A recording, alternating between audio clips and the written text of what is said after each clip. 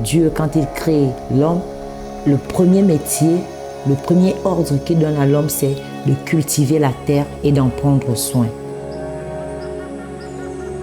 Et moi, je me dis, travailler pour la conservation, c'est vraiment le premier métier que Dieu nous a confié et c'est répondre à cet ordre divin.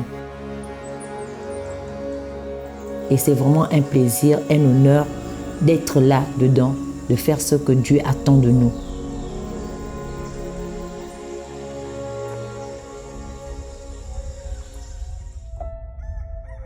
Je suis Andrea Minkwe, épouse Bion, gestionnaire à l'Arboretum Raponda Walker. Mon contact avec la nature a vraiment été une source de guérison et je me suis dit que la nature m'a fait du bien et en retour, elle mérite que je prenne soin d'elle.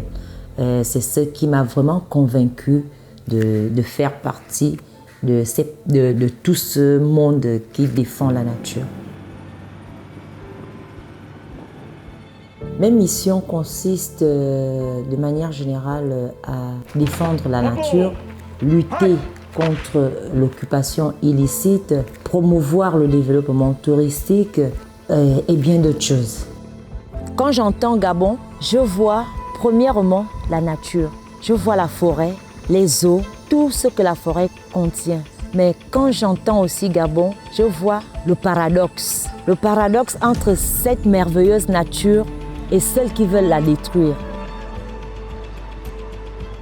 Je l'aime pour tout ce qu'il est, pour son côté... en fait, l'arboretum, c'est un charme. C'est un milieu très, très charmant. Quand on y est, on a envie de rester là. Ce bloc forestier est très, très important parce que c'est une barrière naturelle. Contre les vents marins, déjà, cette bande côtière joue un rôle très important pour nous, les populations. Si la nature était seule, ni les animaux, ni les forêts ne seraient détruites. Pourquoi? Parce que lorsque il y a exploitation, il y a des routes qui sont créées, les écosystèmes qui sont détruits, il y a vraiment le sol qui est même impacté. Donc, tout cela, ça fait quoi? Ça tue la vie animale. Pour que nos forêts continuent à exister, il faut que la vie animale existe. Et pour que la vie animale soit toujours présente, nous devons régler nos comportements. Mais c'est en changeant notre mentalité.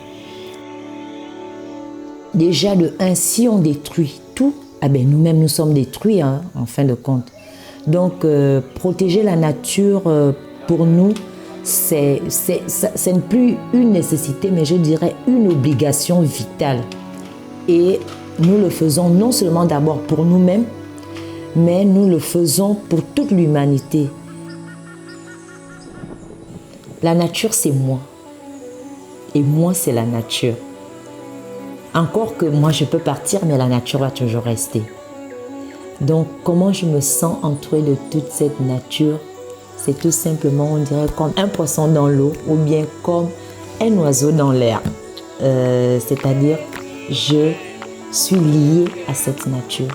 Voilà pourquoi moi, dans mes missions, je m'évertue, que ce soit des personnes en groupe ou bien quand je prends des personnes qui viennent vers moi de manière individuelle, je ne manque pas de sensibiliser, d'attirer l'attention sur la protection de cette terre protégée.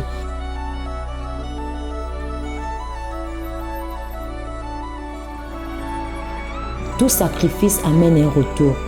Nous pensons que nous sacrifier aujourd'hui pour la conservation, c'est pour que cet héritage demeure et pour que ceux qui viendront après nous comprennent que les hommes et les femmes se sont sacrifiés pour que cette forêt soit là. Nous, à notre tour, nous devons faire la même chose.